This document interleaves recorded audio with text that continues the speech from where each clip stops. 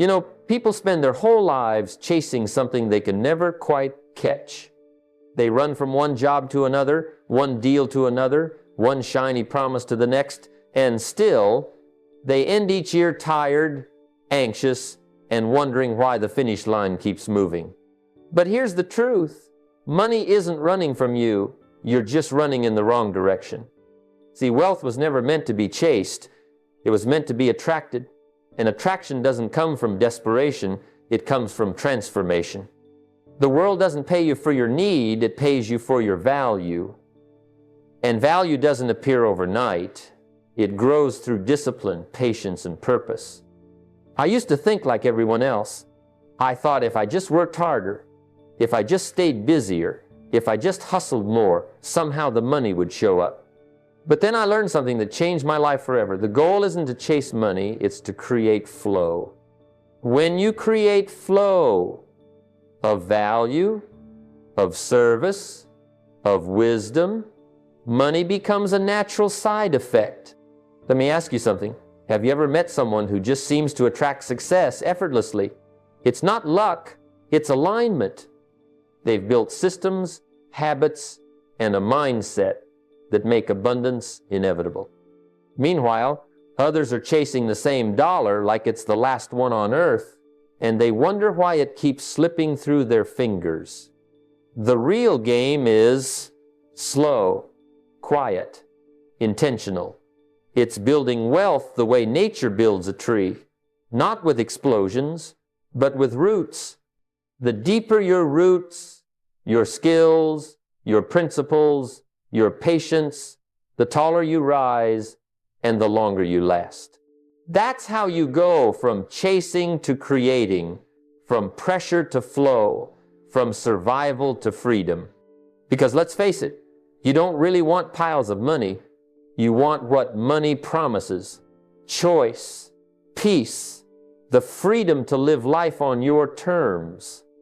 But that freedom isn't found in the chaos of the chase. It's built piece by piece in the stillness of strategy, the rhythm of routine, and the wisdom of patience. So tonight, I'm going to show you something different. Not how to run faster, but how to stop running entirely, how to build so much value, structure, and calm within yourself that money no longer becomes something you pursue, but something that flows to you. Because when you learn to build wealth slowly, it stays. And when it stays, it sets you free, not just financially, but mentally, emotionally, and spiritually. And that, my friends, is when you stop surviving and finally start living. Let me tell you something I learned early in life. If you spend your days running after money, you'll find that money runs faster than you. It's like chasing a shadow. The harder you run, the faster it slips away. I used to think that if I worked longer hours, if I pushed harder, if I just kept my eyes on the paycheck, I'd somehow find wealth. But here's what I discovered the hard way. Wealth doesn't respond to pursuit. It responds to attraction. You don't chase it. You grow into the kind of person that draws it in. And the magnet that pulls money, opportunity, and success toward you is called value. I remember working as a clerk, barely getting by, and wondering why success seemed reserved for a select few. One day, someone told me, "Don't wish it were easier, wish you were better." That line changed the course of my life. I realized that my paycheck wasn't determined by the hours I put in, it was determined by the value I brought to those hours. A person who learns how to solve bigger problems earns more because they become more. The marketplace doesn't pay you for your time. It pays you for the value you deliver during that time. And if you're not getting paid what you want, it simply means you need to become more valuable to more people. See, you can't demand wealth. You have to earn its attraction. It's like planting seeds. You don't yell at the soil and demand crops. You prepare the ground. You plant the seed, you water it, you nurture it, and the harvest comes in due season. Value is that seed. When you grow your character, sharpen your skills, and deepen your service, you're tilling the soil for your financial harvest. The person who becomes skilled, disciplined, reliable, and creative can't help but attract opportunity, because the world is always looking for value. So the real question is not how can I make more money, but how can I make myself more valuable? Ask that every day. Learn something new every day that increases your ability to serve. Learn how to communicate better, how to solve problems faster, how to lead, how to listen. When you make yourself indispensable, people line up to exchange with you. That's when you move from chasing money to deserving it. And don't misunderstand, there's nothing wrong with wanting money. But wanting it without deserving it is where frustration begins. The marketplace rewards contribution, not desperation. So if you want more, serve more. If you want to double your income, double your value. You can't cheat this law, it's as certain as gravity. In time, you'll find that success doesn't come because you went hunting for it. It comes because of who you became along the way. The goal isn't to chase wealth, it's to become the kind of person that wealth can't resist finding. I used to believe that the faster you could make money, the better off you were. I thought if I could just find that one lucky break, that secret shortcut, I'd be set for life. But the truth is, quick wealth fades just as quickly as it comes. The kind of wealth that lasts, the kind that brings peace, security, and pride, that kind takes time. You see, slow money is smart money because it's not just about making it, it's about keeping it. I've watched people come into sudden money, big commissions, lucky deals, lottery wins, and lose it just as fast. They didn't lose it because they were bad people. They lost it because they hadn't yet become the kind of person who could handle it. Wealth demands character. If your habits, discipline, and mindset don't grow at the same pace as your bank account, the money will find its way out. That's why the wise learn to build slowly, not because they lack ambition, but because they understand that time tests everything. Fast money is fragile. Slow money is fortified. When you build something slowly, you learn the lessons along the way that make you capable of sustaining it. You learn patience, humility, and discipline. You learn how to manage success instead of being managed by it. The slow path isn't punishment, it's preparation. Think of the oak tree. It doesn't rush to grow, it sinks its roots deep before it reaches for the sky. That's what gives it the strength to withstand the storm. But the weed, it springs up overnight and dies just as fast. Don't envy the weed, learn from the oak. In my early years, I fell for those quick money promises. A few slick deals, some shortcuts that looked smart at the time. But they cost me more in mistakes than they ever gave me in profit. I realized that shortcuts are often just detours disguised as progress. The truth is, anything worth having takes time, and anything that comes too easy usually doesn't stay. The real win is not fast money, it's lasting money. And lasting money is born from patience, discipline, and intelligent action over time. That's why I tell people to learn the art of delayed gratification. Every time you resist an impulse purchase and instead invest that money, you're telling your future self, I've got you. You're choosing strength over excitement. You're trading a moment of pleasure for a lifetime of peace. It's a rare skill today because everyone wants things instantly. Instant success, instant profit, instant fame, but you can't microwave greatness. Wealth that endures is baked slowly. So don't think in days, think in decades. Ask yourself, what can I build today that will still matter 10 years from now? The real multiplier in wealth isn't luck, it's time. Every dollar you invest, every skill you develop, every habit you strengthen compounds quietly in the background, growing roots before it bears fruit. So be patient. Let your wealth mature the way fine wine does, not rushed, not forced, but nurtured with care. Because in the end, slow money is not just smart, It's the kind that stays. There's a difference between the person who dreams and the person who achieves, and that difference is discipline. Emotion is a wonderful servant, but it's a terrible master. If you let your emotions drive, you'll find yourself swerving all over the road of life, speeding up one day, crashing the next. But when discipline is in charge, you move with purpose. You may not always move fast, but you'll always move forward. That's the secret to lasting success.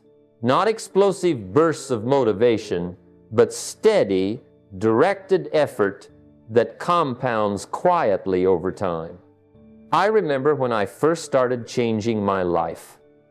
I was fired up, reading books, making plans, setting big goals. I was emotional, excited, ready to conquer the world. But then came the first hard week, the days when I didn't feel like reading, when the money was tight, when progress seemed invisible. That's when I realized emotion might get you started, but only discipline keeps you going. It's easy to act when you're inspired. It's when you're tired that your future is tested. Discipline is doing what needs to be done, even when you don't feel like doing it. It's sitting down to plan your day when you'd rather scroll through distractions. It's saving money when your emotions tell you to spend. It's showing up for yourself long after the feeling of excitement has faded. You see, wealth doesn't come from big emotional decisions. It comes from small, disciplined actions repeated over time. Every time you keep a commitment, you strengthen your foundation. Every time you give in to emotion, you weaken it. I used to tell myself I was too tired to read that chapter, too busy to review my goals, too stressed to save that little extra. But then I realized those are just emotions trying to bargain with my future. So I made a rule: never make a financial or life decision in the heat of emotion. Always let time and discipline have the final say. Because emotion gives you speed, but discipline gives you direction. And what good is going fast if you're headed the wrong way? That's why I began to build daily rituals. Every morning, I planned my day, reviewed my goals, and read something that sharpened my thinking. Every evening, I reflected, what did I do right? What could I improve? Where did emotion get the better of me? Slowly, my life started to change. Not overnight, but predictably. And I noticed something: the more I tracked my habits, the more control I gained. What gets measured grows stronger. So don't depend on motivation, depend on routine. Motivation may spark the fire, but discipline keeps it burning. Keep your promises to yourself. Follow through long after the excitement is gone. Because the moment you let discipline drive and emotion ride in the back seat, your life starts to move with purpose. The road gets clearer, the pace steadier, and soon enough, success becomes not a matter of luck, but of consistency. There comes a time when you must stop trading time for money and start trading value for freedom. Most people spend their lives earning wages. They work, they get paid, they rest, and then they start all over again. And there's nothing wrong with honest work. But the problem is that wages stop the moment you stop. The real goal isn't to just make a living, it's to create something that keeps living after you stop working. Profits are better than wages because profits work while you sleep, while you travel, while you rest.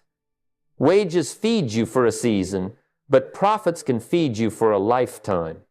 I remember when I first learned this truth from my mentor.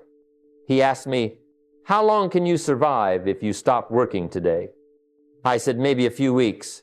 He smiled and said, "Then you're still in survival, not in freedom." That line hit me like a lightning bolt. Freedom isn't measured by how much you earn. It's measured by how long your money works without you. And the secret is to build assets, those quiet, patient soldiers that fight for your future even while you sleep. At first, I didn't know what kind of assets to build. I thought assets were only for the wealthy: real estate, stocks, big businesses. But over time, I learned that every person can build assets. no matter how small the start. An asset is anything that keeps paying you after the work is done.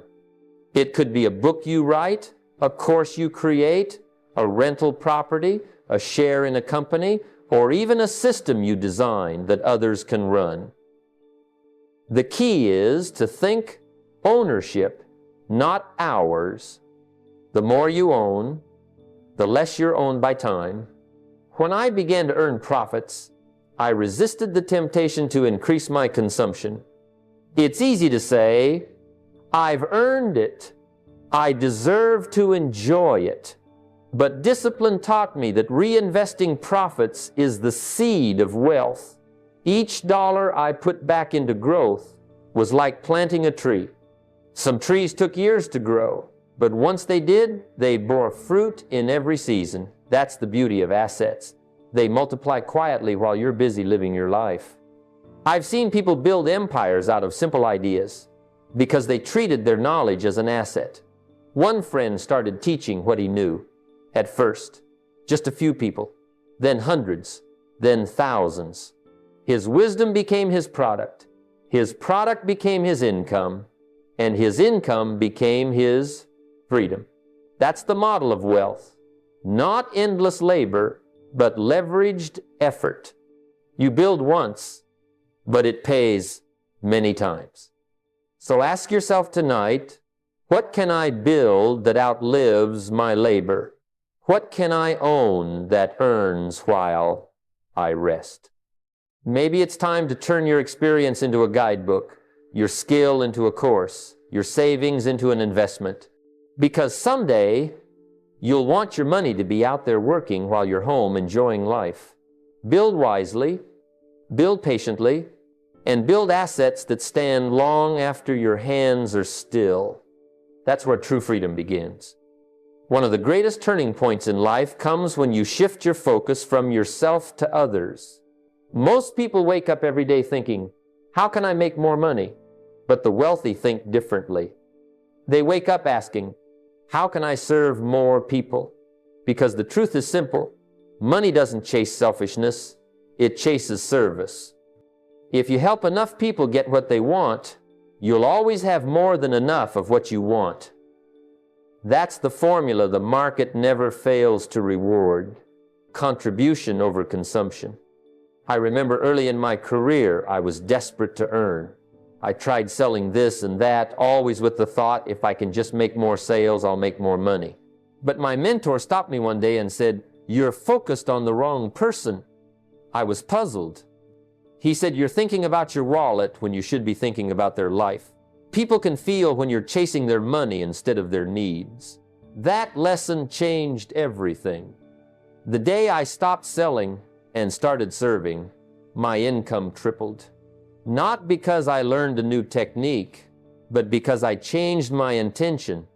You see, the marketplace doesn't pay you for effort. It pays you for results. It pays you for solving problems, for creating comfort, for saving time, for adding joy. Every dollar you earn is a certificate of value you delivered to someone else. That's why the most successful people don't chase attention, they chase impact. They look for gaps, for things that frustrate, confuse, or slow others down, and they build bridges. If you can build something that makes life easier, simpler, or better for others, you'll never have to worry about money again. I began asking my clients and audiences, what's missing? What do you wish existed that doesn't? The answers guided my next moves. The best business ideas don't come from imagination alone, they come from observation. And once you build something people truly need, service takes over. Your reputation becomes your marketing. Your integrity becomes your currency, and your value multiplies naturally. But remember, service without sincerity is manipulation. True service comes from care. When people feel your heart, they trust your hands. And trust, my friends, is the foundation of every lasting fortune. That's why I always tell young entrepreneurs, build relationships before you build revenue. Money comes and goes, but trust compounds. People fund reliability. they invest in consistency, and they stay loyal to those who genuinely serve. So stop centering everything around me. The moment you make life about we, you unlock abundance. Service multiplies wealth because it multiplies meaning. And meaning in the end is what draws success like a magnet. If you can find a way to touch lives, to ease burdens, to fill gaps, your wealth will grow as a reflection of your usefulness. Because when you help enough people get what they want, you'll discover that prosperity was never the goal, it was simply the result of becoming valuable. Freedom is one of those words that sounds easy but takes a lifetime to build. Everyone wants it, the freedom to choose, to travel, to rest, to give, to wake up when they're done sleeping instead of when the alarm rings. But here's the truth most never face. Freedom isn't found lying around waiting for you. It's not something you stumble upon one lucky morning. Freedom is built brick by brick, habit by habit, and decision by decision. It's the result of years of clarity, discipline, and design. The ultimate reward of wealth is not the money you hold, it's the life you get to live because of what you built. When I was young, I used to dream about freedom, to buy what I wanted, to live where I wanted, to work if I wanted. But I learned quickly that freedom doesn't start with money. It starts with, you can't buy freedom with a paycheck. You earn it through your ability to control your time, your emotions, and your habits. Some people make a fortune yet remain prisoners, trapped by lifestyle debt, obligations, or the fear of losing it all. That's not freedom. That's another kind of cage, only with fancier walls. True freedom begins when you stop trading all your time for money and start building systems that work even when you don't. Freedom is when your past effort continues to pay your present bills. That's why I always tell people, build assets, not anxieties. Invest in skills, products, businesses, and ideas that have life beyond your direct labor. Every system you create, a product that sells while you sleep, a team that works while you rest, an investment that grows while you think, adds another layer to your freedom foundation.